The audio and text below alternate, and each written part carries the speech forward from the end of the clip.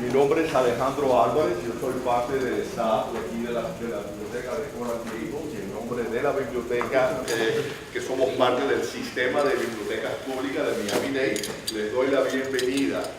Y estamos súper honrados de tener con nosotros, y perdone las notas porque quiero decirlo bien, y estamos honrados de tener con nosotros a tres ilustres intelectuales y a un gran artista plástico, el señor Salvador Martínez, y que nos honra también con su presencia. El artista me dicen que es íntimo amigo de nuestro escritor invitado y es el responsable de ilustrar todas las portadas de su obra, de su manuscrito. Estamos honrados de tenerlos a todos ellos aquí con nosotros. Para no hacer las cosas tardar mucho, los próximos minutos, el programa será moderado por el doctor Eduardo Lolo, presidente of the PEN Club de Escritores Cubanos en el Exilio. Y después de las palabras que el doctor Lolo nos va a decir, también tenemos con nosotros, nos honra con su presencia, el doctor Luis F. González Cruz, profesor emeritus of Spanish Literature at Penn State University. Ellos serán los encargados del programa y, por supuesto, nuestro escritor Albertini también. Al final del programa, por favor, les quiero pedir, tenemos unas hojas, una evaluación del programa. Tenemos varios programas parecidos a esto. Tenemos en septiembre vamos a tener a una poetisa, a dos poetisas cubanas. ¿El tuyo es en agosto? ¿Sí? No, el mío es septiembre. Creo que vamos a tener dos, el de Silvia y el de Miriam Weiss, que van a presentar. Miriam va a presentar su nuevo libro también. Así que estén atentos. Le damos publicidad como siempre y voy a tratar de que se anuncie también en los medios mayores públicos. Como les decía, en la mesa al salir hay unas hojas, son evaluaciones. Les pido que solo se toma 3 minutos para llenar la evaluación. En eso, eso es la base que yo puedo insistir o puedo conseguir que nos entren, que me aprueben más programas como este. Si ustedes nos dan una buena evaluación, entonces yo puedo usar eso para poder atraer y recibir a más autores, a pintores, intelectuales, para que vengan aquí. Sin decir más, les presento al doctor Eduardo.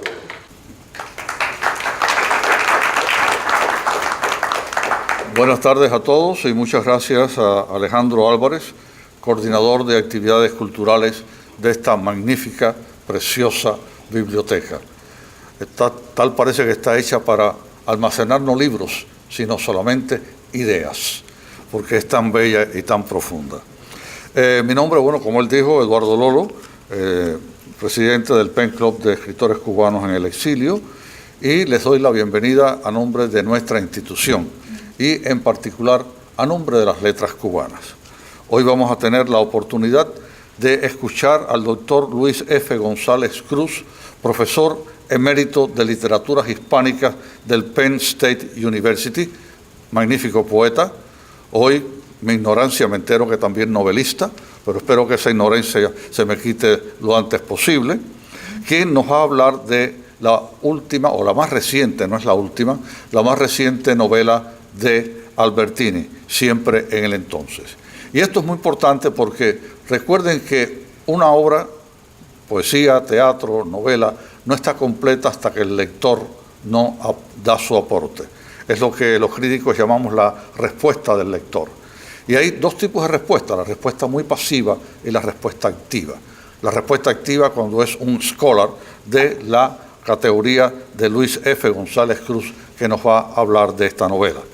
Y después en la segunda parte, el propio Albertini va a ir más allá de su novela, va a ir más allá de su literatura y nos va a dar sus impresiones de la literatura cubana, del exilio y de la isla en estos momentos. Así que, sin más, les presento a profesor Luis F. González Cruz. Adelante, por favor.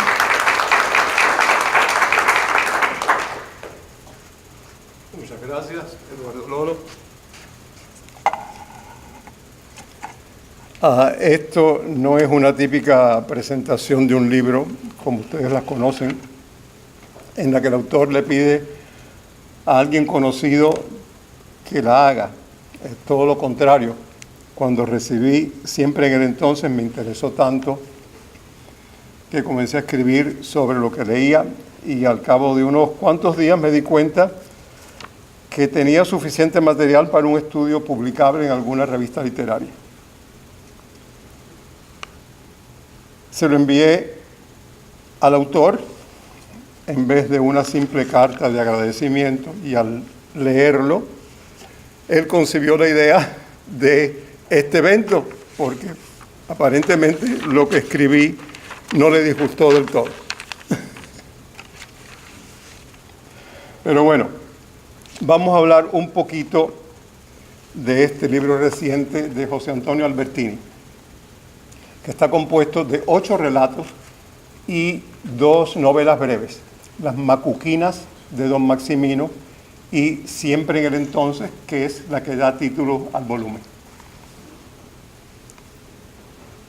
Los temas tratados son tan variados como los personajes que deambulan por estas páginas, aunque desde luego hay varios asuntos que aparecen una y otra vez, creando un vínculo férreo entre estas narraciones. Pienso en el tiempo, el amor, la vida y la muerte, la sombra de la catástrofe política de la Cuba revolucionaria, el omnipresente Celso Trafit Sur, nombre en que se refiere el autor a Fidel Castro Ruz, recomponiendo las letras contenidas en su nombre, y otros. En muchos de los cuentos, el tema político sirve de motor al argumento. Y como que esto era originalmente un artículo, pues me he visto obligado a reducirlo lo más posible, a unos 20-25 minutos, pero voy a tocarlos todos, así que me perdonan si me extiendo un poquitico.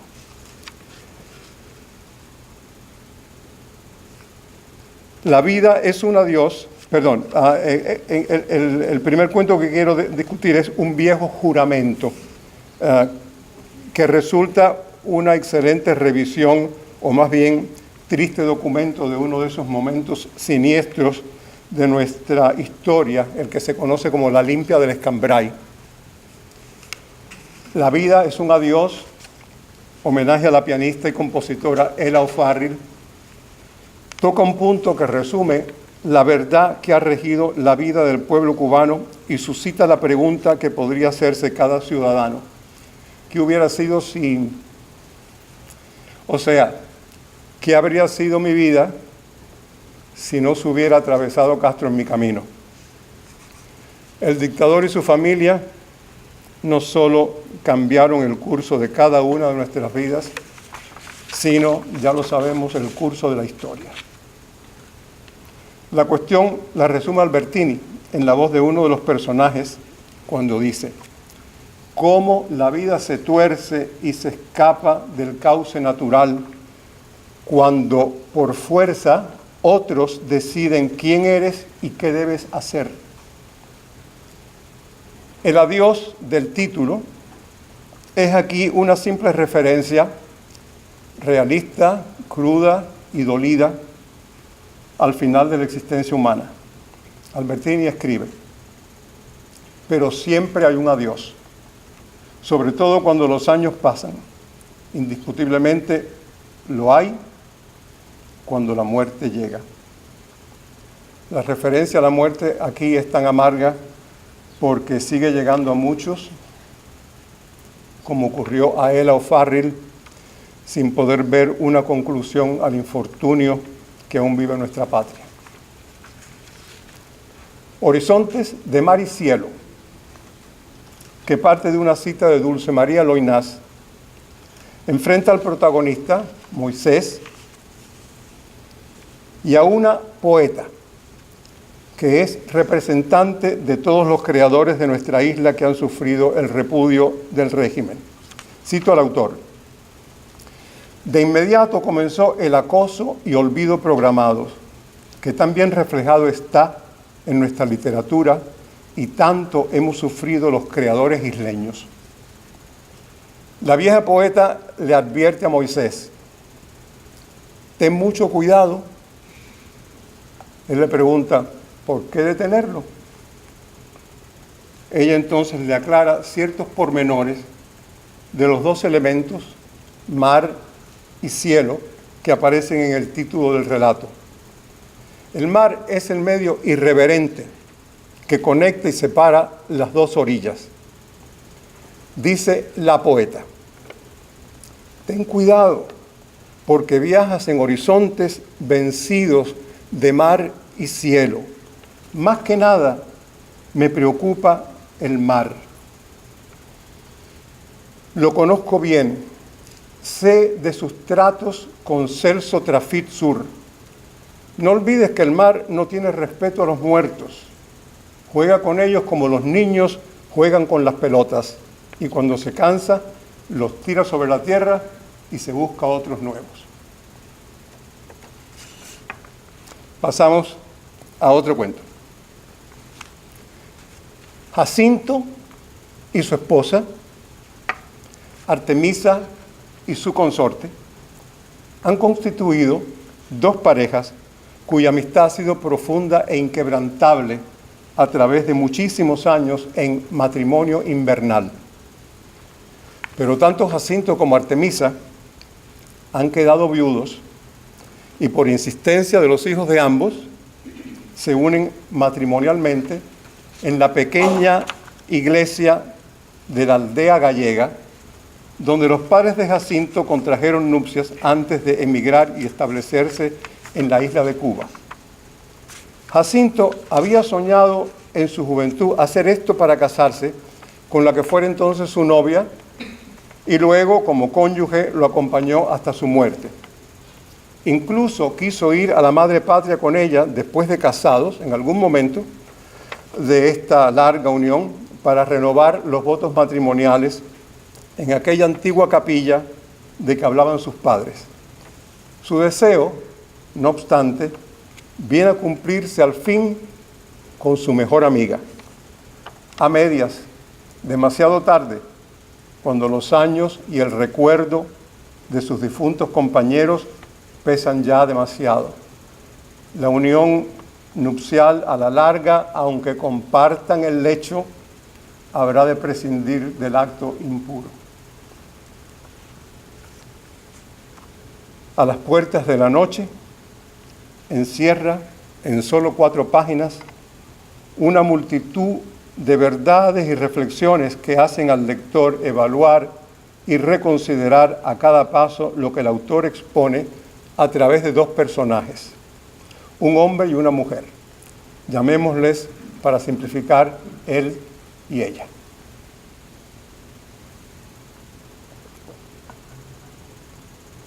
Ella lee una novela que él ya conoce y le ha recomendado, en la cual los protagonistas, que se llaman María y Roberto, se ven separados al final del libro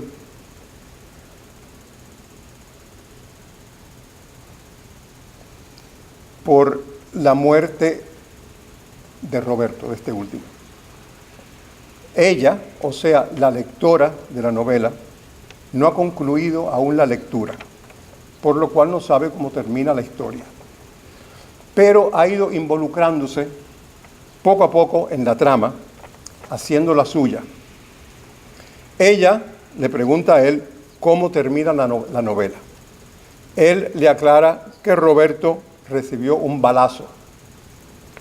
Indica él que, cito, hay escritores, cito no a Albertini, sino a él, el que le dio la novela a la amiga. Indica él que hay escritores que encierran en sus obras parte del sentir de la humanidad y viven para describir momentos como el de María y Roberto, como el nuestro. A la postre nos plantea Albertini la eterna problemática de la literatura que remeda la vida y viceversa. La vida de un escritor es como una novela interminable que va escribiendo día a día, ya sea con la pluma o con el pensamiento.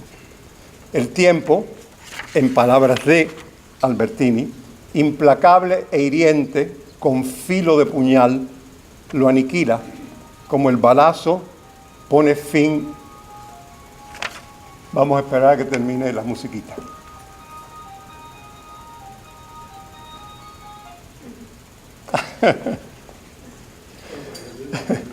Decía yo que el tiempo lo aniquila como el balazo pone fin al personaje que ha creado el autor de la novela de María y Roberto. Lo inusitado ocurre a continuación cuando ella concibe un modo de salvación para María y Roberto. Basta con romper el libro para no poder llegar al final de la lectura y así impedir la tragedia que se avecina. De un modo ilusorio, se interrumpe la acción destruyendo el texto en el momento de la trama cuando los personajes aún disfrutan de su ferviente amor, inmortalizando así este momento, ya que se les quita la posibilidad de futuro. Dicha trama, o sea, la vida, no puede entonces llegar al desenlace inevitable. La acción que realiza ella, destruyendo el libro, equivale a lo mismo que logra una fotografía, que es eternizar un instante. Esta búsqueda de la vida eterna quedará claramente delineada en otras composiciones del libro que me propongo ahora revisar. Empezamos con el estertor de la memoria. En este cuento, un viejo rememora el batey donde se origina su familia, que se ha visto forzada a emigrar por los cambios políticos en la isla. Las pérdidas que han sufrido los cubanos no alineados con los preceptos de la revolución se van presentando en el relato mediante recuentos entrelazados del pasado insular y del presente en Jayalía. En este nuevo hogar de hoy día, la hija cuida al viejo en las postrimerías de su vida. Este, inevitablemente, vuelve atrás con insistencia para reconstruir en la memoria su perdido paraíso. En su duermevela, que es anticipo de la muerte, el viejo toma un tren, vehículo que parece trasladarlo alegórica y paradójicamente al fin y al principio, o sea, al final de su vida y al inicio de la historia familiar el día de su boda. Con esto nos da Albertini su versión muy particular de un tema frecuente en las literaturas y el pensamiento universales que resulta necesario explorar aquí brevemente. Es el tema del eterno retorno.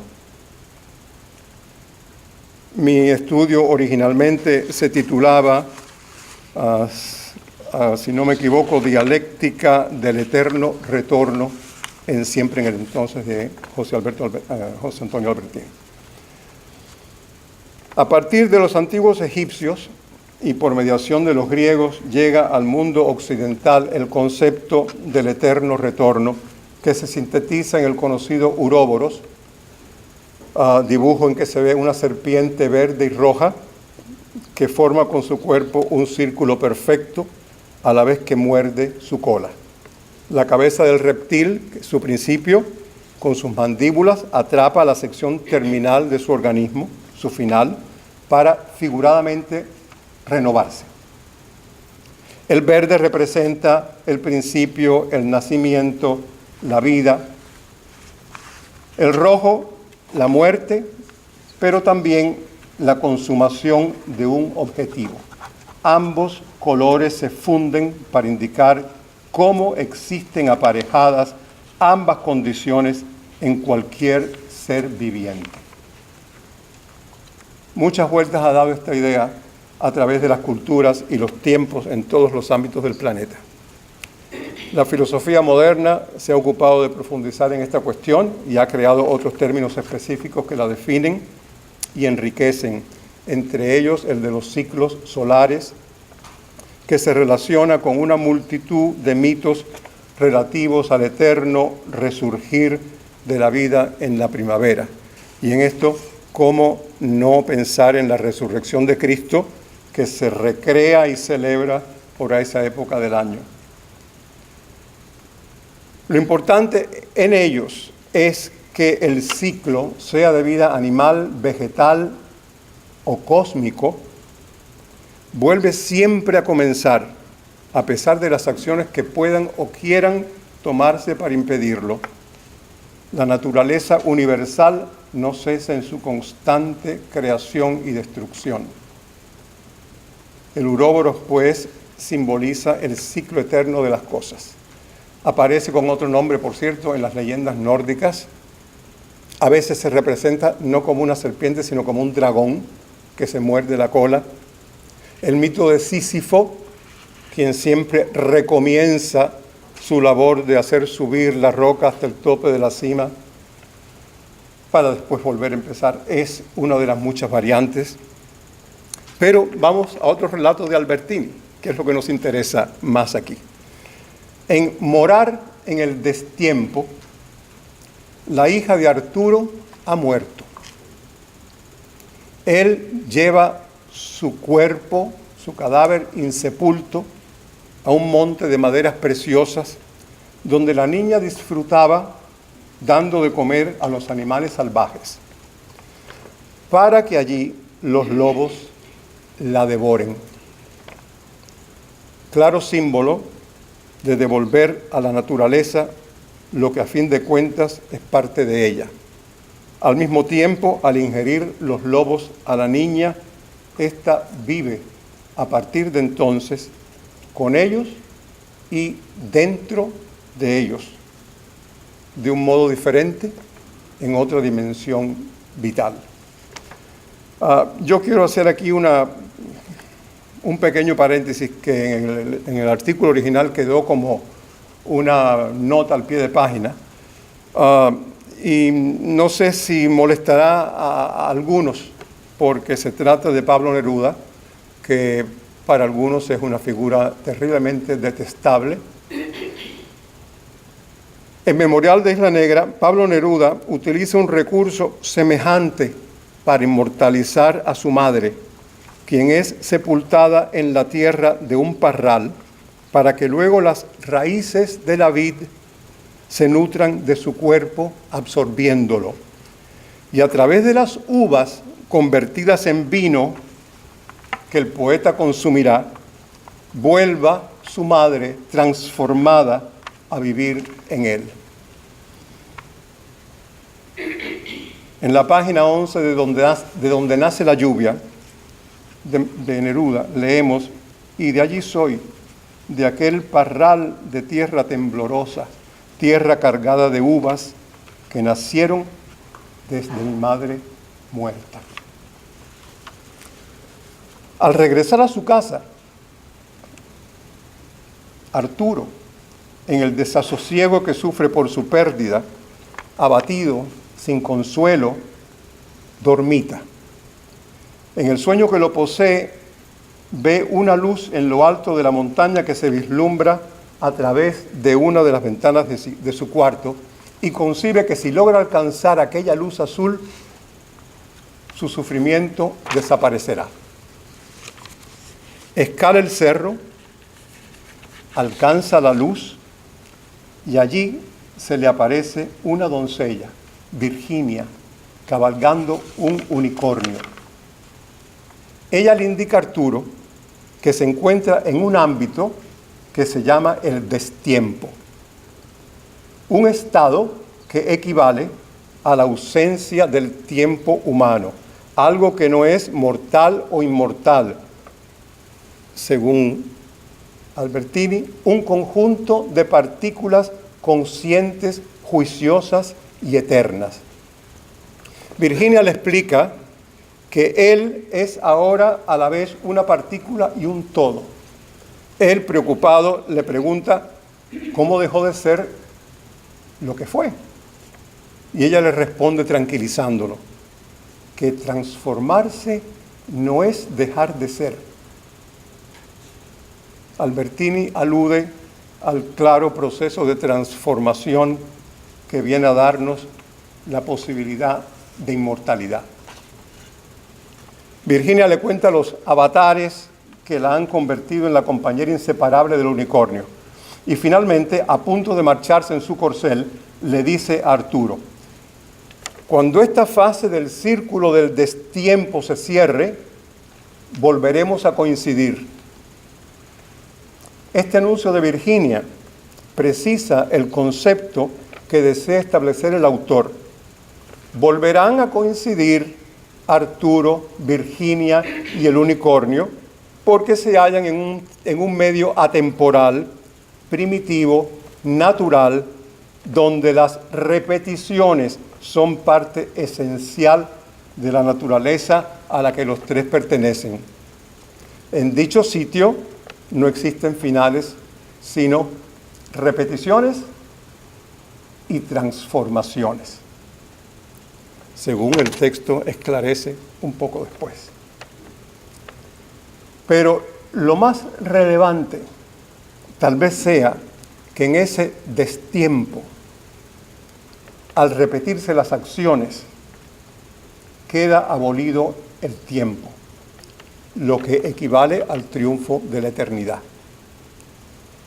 Por dar un poquito más de peso a mis acertos, debo añadir que Albertini se emparenta aquí con Jorge Luis Borges, quien establece que la repetición de un hecho anula el tiempo transcurrido entre el primer evento y otro semejante en cualquier momento futuro cuando vuelva a ocurrir.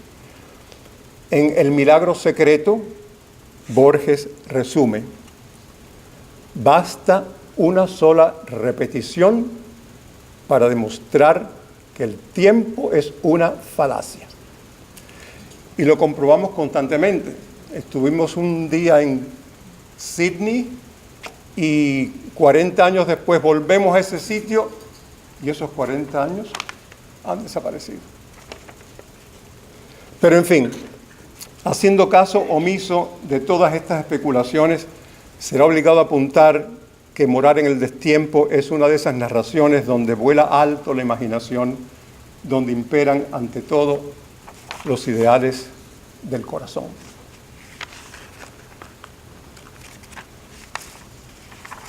Transitar sin adioses nos ofrece otra variante del eterno retorno. El personaje anda la senda que el destino le ha fijado desde el momento cuando le cortan la tripa umbilical. Llega a conocer con el paso de los años que, cito, la única forma de eludir las muescas del tiempo es evitando la contaminación de los adioses. De modo que aceptar el adiós sería resignarse a dejar de ser.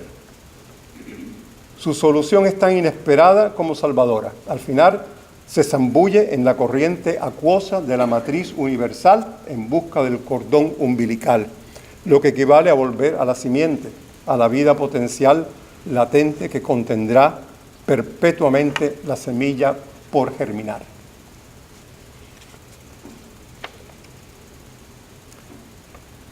Dos ancianos al borde de la muerte animan la novela corta Siempre en el entonces. Ambos, de muy jóvenes, se amaron, pero no llegaron a consumar nunca su pasión. Ella vivía en el extranjero y él en Cuba. Se conocieron durante una vacación de la joven en la isla. Ella estaba comprometida con otro, que es un personaje secundario en la novela. La revolución impidió que los protagonistas se volvieran a encontrar a causa del encarcelamiento que él sufrió por sus actividades contra el régimen. Puesto que él no sabía cuánto tiempo permanecería en prisión, para evitar usurparle a la mujer amada la felicidad que podía alcanzar con otro hombre, le hace creer, a través de cartas de una hermana, si no recuerdo mal, le hace creer que él ha muerto. Ella, en los Estados Unidos, se casa con su prometido, quien muere con el paso del tiempo. Él a la larga emigra y se establece en Miami, donde habrá de pasar el resto de sus días terrenales. Es la voz del narrador, con un realismo magistral, la que da los detalles de la sórdida vejez de los dos personajes en los hogares de ancianos donde reciben la atención médica que requieren. Pero los eventos que los unieron y separaron también son evocados por ambos en cartas que se van escribiendo y contestando mentalmente en lo que se podría definir como magia telepática. La narración es eminentemente poética. Algunas cartas del anciano son pura y hermosa poesía, algo que él mismo advierte en una de sus cartas cuando escribe con el pensamiento, claro: pienso que hoy he estado sumamente poético. El final, auténtica apoteosis lírica de Albertini, los reúne y les da la felicidad que la vida les arrancó. Tal conclusión resulta ser otra vez algo así como un sueño, el sueño de la muerte, en el cual todas las dichas son posibles cuando se vuelve atrás al principio y se puede comenzar de nuevo, estableciendo nosotros las reglas del juego que por experiencia ahora sí sabremos jugar. Escribe Albertini. Y entonces Xenia y Rodolfo ríen, unen los labios y entrelazados ruedan laderas abajo, laderas arriba, por entre las plantas de margaritas, que sin sufrir daño alguno inclinan los tallos y bañan a la joven pareja en pétalos azules, y sin dejar de girar en lecho de esfera celeste, se besan en azul, ríen en azul, y el azul de la dicha lograda en alas azules se posa en el follaje sonoro de las caobas. Muy lindo.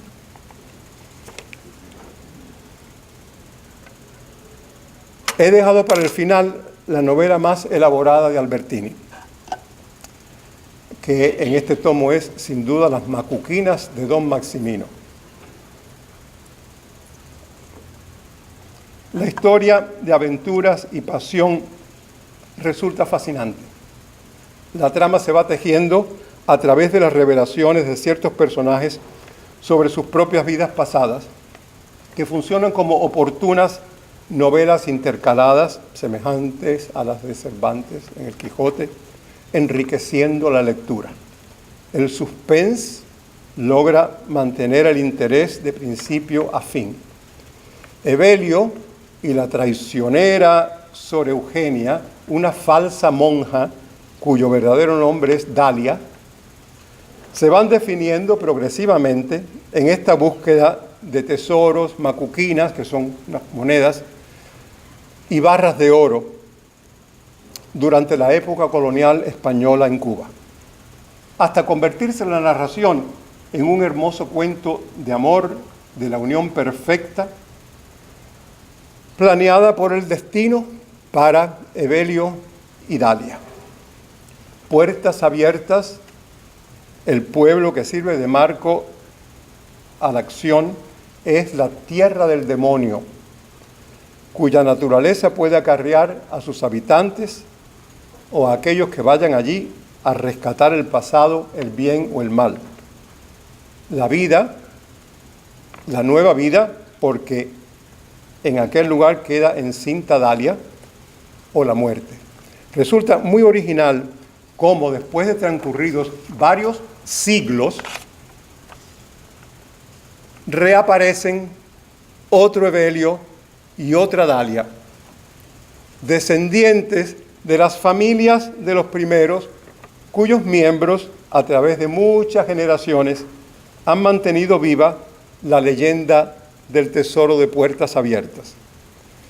Estos nuevos personajes, desde el extranjero, vuelven a la isla ahora, en la época actual, como turistas, y acuden al pueblo donde ocurrieron los hechos originales, dispuestos a retomar la búsqueda del tesoro.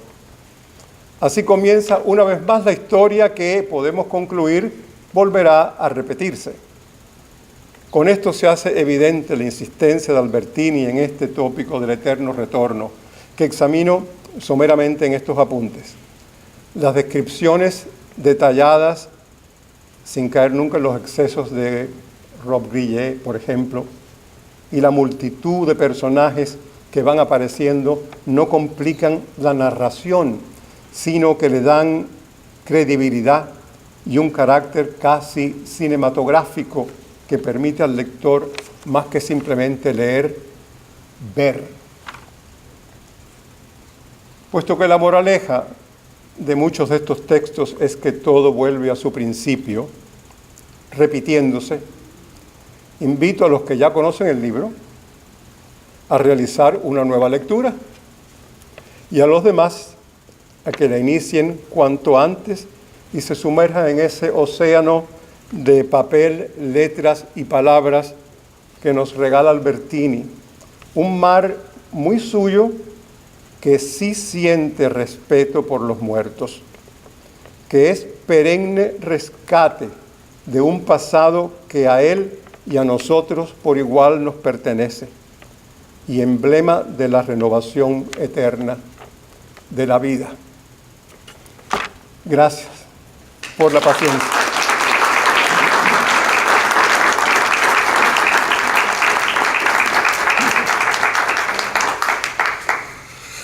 Escribir una novela es una labor de Sísifo, como él decía, pero si solamente se pudiera tener un lector como el profesor, vale la pena escribir una novela, sinceramente.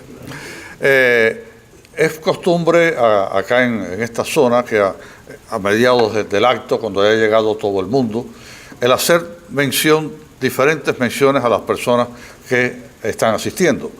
Pero ¿qué sucede? Yo miro todas las caras y esto es como un juz en la literatura cubana. Si voy a leer los nombres de todo el mundo, voy a tener más tiempo hablando que el que él estuvo. Por lo tanto, simplemente voy a seleccionar, porque voy a darle información a los dos más jóvenes, Amelia del Castillo y Ángel Cuadra, que van a recibir en el próximo acto del Pen Club de Escritores Cubanos en el Exilio la Orden al Mérito Octavio R. Costa, muy merecida por ambos, y que va a ser la primera vez que dicha Orden al Mérito se va a otorgar. Ahora, así que a ambos, este es un aplauso por adelantado, ¿no? Ya tendrán cuando se les entregue la orden.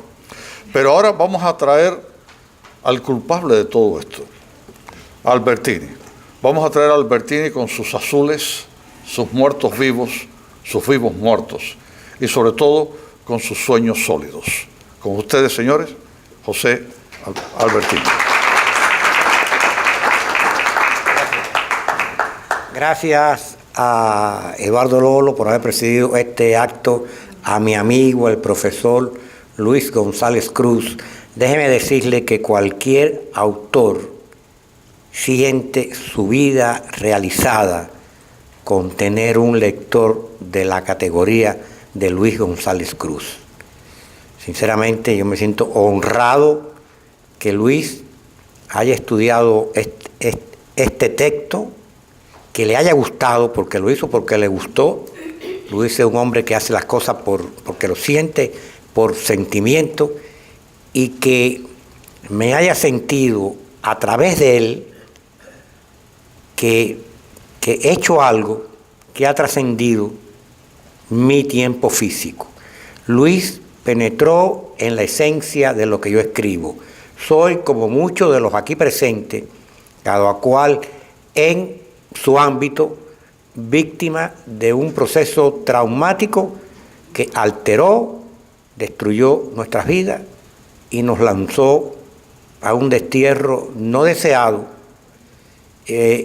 pero que indiscutiblemente agradecemos, porque agradecemos en estar en Estados Unidos y como somos personas agradecidas, pues alabamos estar aquí.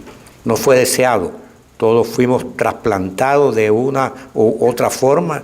Por ejemplo, ahí está José Abreu Felipe,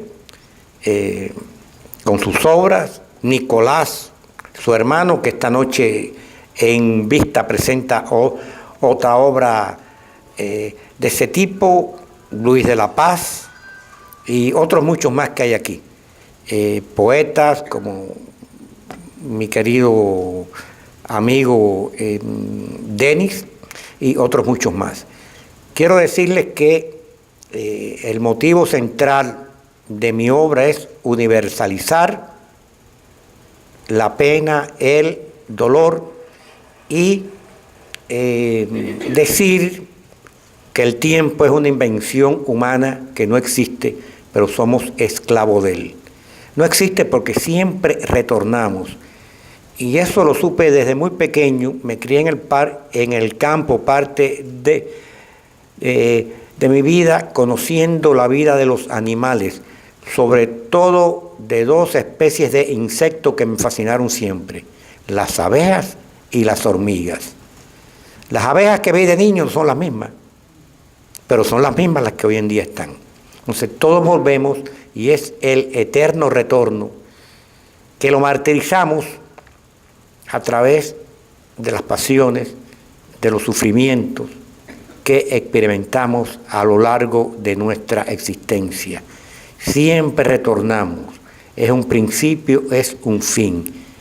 Tan doloroso es el nacimiento como puede ser la muerte. Incluso creo que el nacimiento siempre es más doloroso que la muerte, porque hay muertes que son muy suaves, pero retornamos siempre. Vamos a volver con otras ideas y nuestra literatura está impregnada del eterno retorno. Toda la literatura está llena de eso. Por ejemplo, me hace pensar en Madame Bovary, por pensar en algo. ¿Cuántas historias no son igual que Madame Bovary, pero diferentes siempre? Porque todo está enmarcado dentro de la época que nos tocó vivir. Y lo que diferencia una experiencia humana, literaria, de otro, es el sentimiento que el narrador, el pintor, el poeta, el escultor pone dentro del marco de su generación. Y ahí está la impronta de una generación que en definitiva no deja de ser parte de la gran colmena. Me cuesta trabajo hablar mucho de estas cosas porque yo no hago filosofía ni soy filósofo. Simplemente cuando yo escribo de unas experiencias basadas en afectos, recuerdos, que a veces son agobiantes, y una manera de exorcizarlos y de plasmarlos es escribir. Y creo que mi amigo, el profesor, escritor, poeta, Luis González Cruz, ha dicho algo que yo he sentido, pero soy incapaz de decírselo a nadie, porque el lector es quien puede juzgarme a bien o mal. Nunca discutiría con un lector, me alabe o me condene. Simplemente agradezco, y en este caso a Luis González Cruz. También quiero agradecer a esta biblioteca de Coral Gables y a el coordinador de actividades literarias, Alejandro Álvarez, que está aquí presente, allá al fondo, por esta magnífica oportunidad que nos ha dado, y a la auspiciadora de esta, que fue quien me trajo aquí, mi querida amiga, la poeta, declamadora, periodista y muchas cosas más que tienen que ver con todo el arte, Silvia Landa. También tengo que agradecerle a ella y a todos ustedes, queridos amigos, por estar aquí. Veo mi editor que llegó un poco tarde, mi querido Kiko Arocha está aquí también. Gracias, Kiko, por esa magnífica edición que has hecho de ese libro. Y a tu esposa Ruth, que está a tu lado. A todos ustedes, muchas gracias. Y creo, mi querido Lolo, que tenías que decir algo. Sí, no solamente participar de la merienda, sino también que recuerden que es necesario que llenemos las planillas de evaluación que acá el coordinador de actividades nos dijo, porque eso es lo que, como él explicó, nos va a permitir continuar. Simplemente darle las gracias a todos ustedes por la presencia, darle las gracias a nuestro escritor, a nuestro crítico y sobre todo darle las gracias a Dios por haber compartido este tiempo. ¿Sí, la señora? Sí, solamente le quiero agradecer al escritor por sus textos. Encuentro que usted se ha puesto dentro de una genealogía muy clara, unamuniana, borgiana y de Alejo Carpentier. Viaje a la semilla. Una obra favorita mía. Y eso me parece que es muy... Yo no soy cubana, soy ítalo-argentina, pero me parece también que el tema del espacio materno, que usted lo define muy bien, que es la isla, y el regreso, ese eterno retorno que no llega. Me interesa también Unamuno en Augusto Pérez y Borges en Pierre Menard, autor del Quijote, donde hay un entrevero entre el personaje y el autor, donde le pregunta: me vas a matar ahora, ¿verdad? Dice Augusto Pérez. Y Unamuno dice: sí, y no quiero morir. Entonces me parece que usted está muy encuadrado y lo felicito, porque hace mucho tiempo yo enseñé en Yale y hace mucho tiempo que no asistí, porque vine para acá a una conferencia, y me parece que usted se merece todo nuestro respeto. Muchísimas gracias, señoras, a nombre de nuestro autor, y sobre todo recordarle que Borges es también cubano. ¿Alguna otra comentario que quieran hacer? ¿Alguna pregunta? Bueno, yo tengo una pregunta que casi nunca me responde como yo quiero oírlo, y sé que va a ser un poco repetitiva. Me gustaría que Luis me cómo él clasificaría la novela de Albertini, dentro del cuadro de los estilos más populares, realista, histórica, mágica, no sé cuál. Yo creo que la novela, no una novela, son cuentos y dos novelas breves. Yo creo que el libro en general toma una serie de corrientes literarias y las reúne todas creando un estilo que es tan suyo que por eso lo hace singular y distinto. Y por eso me interesó, porque no es nada trillado. Hay cosas que son sumamente románticas. Y uno dice, bueno, pero alas azules, estamos en el siglo XXI, estamos en el 2017, en fin. Eso se lo dejamos ¿a quién? A los románticos de hace 2 siglos. Pero no, le da un aire muy nuevo, muy fresco a todo eso, y te das cuenta de que está jugando con la literatura. Me parece a mí que él siempre hace eso, en las novelas que he leído anteriores a la suya. Siempre juega con la literatura, pensando tal vez que el lector es un poquitico, no tonto, sino, bueno, quizás un poquitico distraído, ¿no? Pero sabe muy bien lo que está haciendo.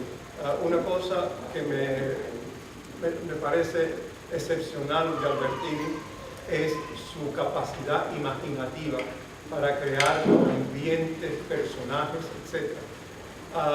Y muy pocos escritores hacen eso. Cuando leo, hoy día cuando leo novelas, siempre pienso en lo que yo he hecho recientemente y busco puntos de comparación. Albertini me pasa 40 veces porque de verdad, en fin, tiene un genio increíble y además escribe tan bien. Hoy día hay tanta basura escrita y publicada que cuando uno se encuentra con un libro que merece la pena rescatar, hay que rescatarlo, que no vaya a la pila, y este es uno de esos libros que hay que rescatar. ¿Algún otro comentario? ¿Alguna pregunta? Bueno, entonces ahora sí, vamos a disfrutar de esta merienda. Un aplauso para nuestro autor y nuestro conferencista. Y nos vemos en la próxima reunión del PEN Club de Escritores Cubanos en el Exilio. Están todos invitados.